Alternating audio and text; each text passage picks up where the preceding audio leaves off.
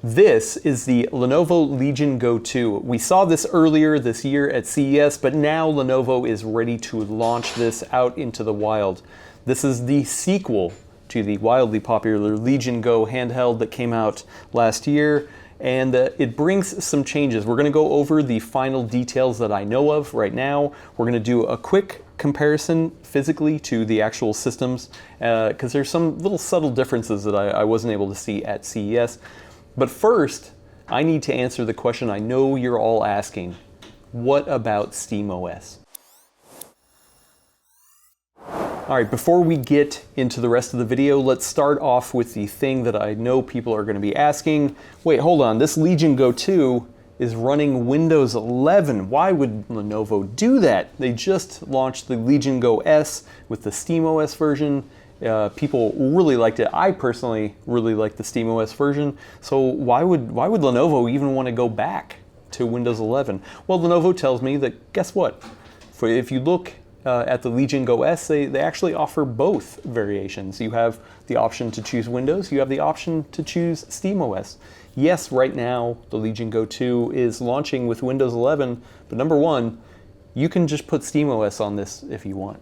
Number two, if you look at the Legion Go S, the Windows version actually launched before the SteamOS version. Now, I don't know for sure, this is not official, but I would hazard a guess that maybe the Legion Go 2 will launch with Windows 11, and maybe a SteamOS version will come out at a later date. So if you're maybe going to hold off onto it, maybe there will be one at a later date.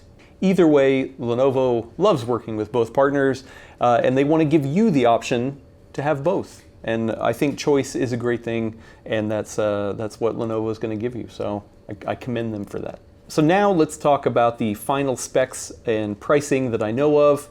There are still a couple things that are not quite clear to me, but as of right now, I'm just going to lead off. The Legion Go 2 starts at $1,050. Yes, that is a jump of $350 over the original launch price of the Legion Go. So you might be asking, why the pricing difference with the new one? Well, it is different. There are obviously some enhancements. I think the first and foremost thing is the OLED screen. So these are both 8.8-inch devices, but now the Legion Go 2 has a beautiful OLED screen. I've messed around with this a little bit, and it is a really nice screen. I'm excited to do some further testing on it. Not only that, instead of the really high pixel density of the first one, like I think it was like 1600p. This goes back to kind of more of a normal 1920 by 1200 is the actual pixel density of this screen. I think that is more manageable. I think it's the right choice for this size of panel, so good on that. It does have a high refresh rate screen, all the way up to 144 hertz. And it is a VRR screen, and I did confirm in the settings that the VRR range goes from 30 to 144. Most panels in these handhelds start at 48, which I feel like is kind of lost when you're playing with these low power devices. So the fact that the VRR range can start at 30 here, I think is really nice. Now, Lenovo tells me they did upgrade the cooling capacity. The actual physical design of it has been upgraded to be more ergonomic, all that kind of stuff. We'll do a little bit of a hardware tour in a second. But either way, I mean, we all understand that there are market conditions that are affecting everybody, not just Lenovo. So I think that is also part of the reason why the price increase over the launch version of the original Go. I will say that there are not many handhelds out there that offer an OLED screen. Obviously the Steam Deck is one of them, and this is a much larger screen than what's on the Steam Deck, and by all intents and purposes it looks like a really nice panel. So I think a lot of people are going to be wanting to look at this as an option, even though it does have a higher price point. And the last thing to note is availability. So Lenovo tells me that in Europe, it's actually going to launch a little bit earlier. So they're going to get it like late September timeframe. And here in the US, we're going to get it around October, mid-October timeframe. I don't have the final date yet. Hopefully we'll get some more of that information later. And you're going to be able to pick it up at Lenovo.com, Best Buy like usual, and then also Costco. Like get bulk orders of the Legion Go 2 in. Okay, sure.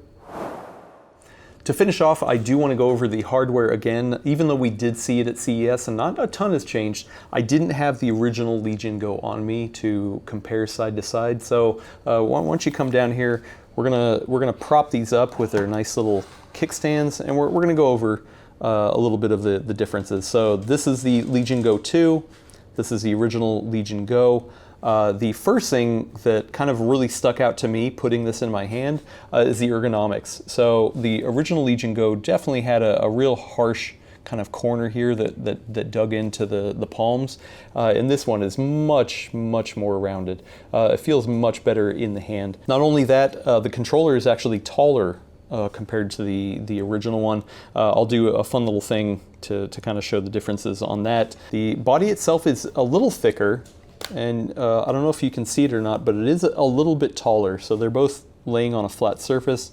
This one is taller, a little bit thicker, upgraded cooling capacity, but also you can tell a larger speaker grill for the speakers, a larger entrance and exit for the cooling. So I did try to crank the fan speeds, and it actually sounded pretty nice to me, but this is an engineering sample.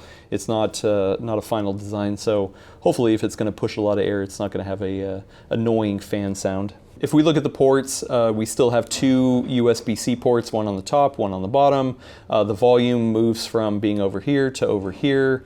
It does have a power button, but this time it has a integrated fingerprint sensor, which I really appreciate. It moves the micro SD card slot from the top to the bottom. Branding around the back is a little bit different. The Legion is large up here in the top rather than on the kickstand, but it does still have a really nice kickstand. The original one, like I really liked how heavy it was. And you know, you had to force it with a lot of force to get it to move. So if it was on a table, you feel like it's not going to knock over.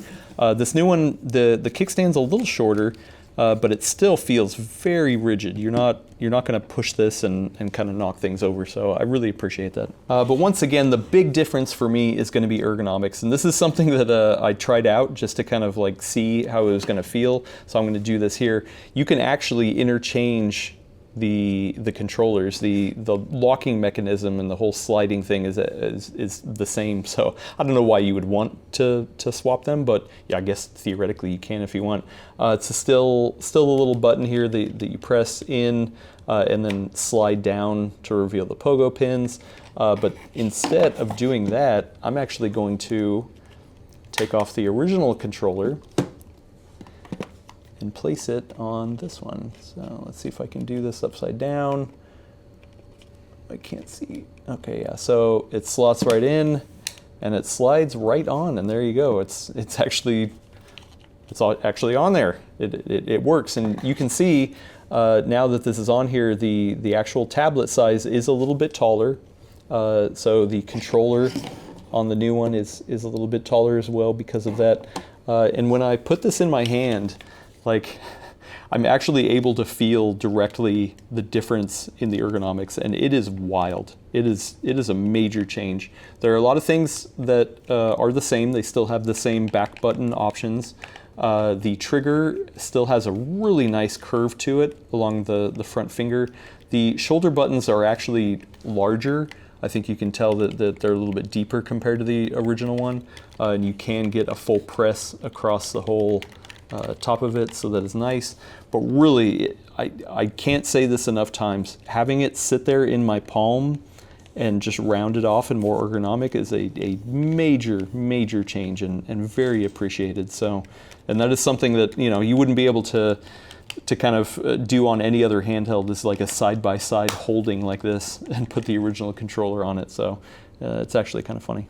So I'm going to pop this back off, and the last thing is that I noticed was just kind of the feel of it, and it's not the weight. They both feel relatively light compared to each other, but it feels less plasticky. It feels less of a toy. It feels a little bit more refined in terms of what the actual material is. It's kind of hard to describe, but it's got a little bit more texture to it. It's not as like I don't want to say cheap, but you know, cheap plasticky kind of feel. This feels more premium in my hand.